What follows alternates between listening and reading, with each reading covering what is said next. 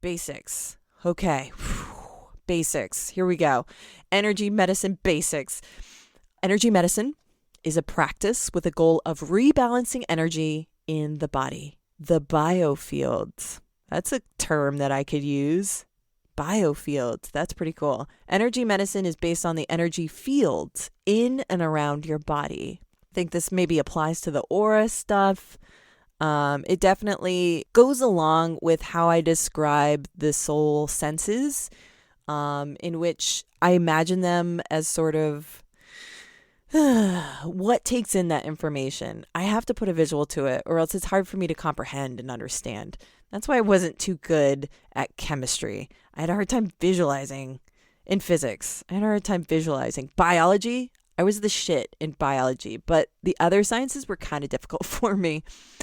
But I think of using your soul senses as this invisible net of receptors being sent out. So you have receptors under your skin. I think of that same concept, but sort of set up like a net, and it's circular and it's 3D and it's all around you, which makes perfect sense with what they're talking about here. Energy, that's what I say. I'd have to draw a picture for you to really understand maybe, but energy medicine based on the energy field in and around your body. Theories in energy medicine describe different ways that energy flows through the body. A disruption in the flow manifests itself in physical, mental, spiritual imbalances and effects, what we consider ailments.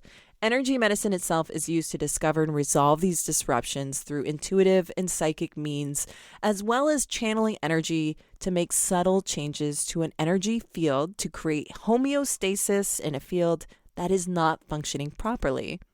Energy medicine is a way of healing ailments in a patient using energy shifts by a practitioner, which can cause healing. Interesting. Now, what's interesting about this subject is when you do readings, there's an evolution that takes place where how you did something one time can be different a year later. Like how I do a reading now is very different than how I did it a year ago. And one of the things that makes it different is adding this component of energy flow into my readings. And I can actually get a feel for someone's current energy flow. I can visualize it in my mind.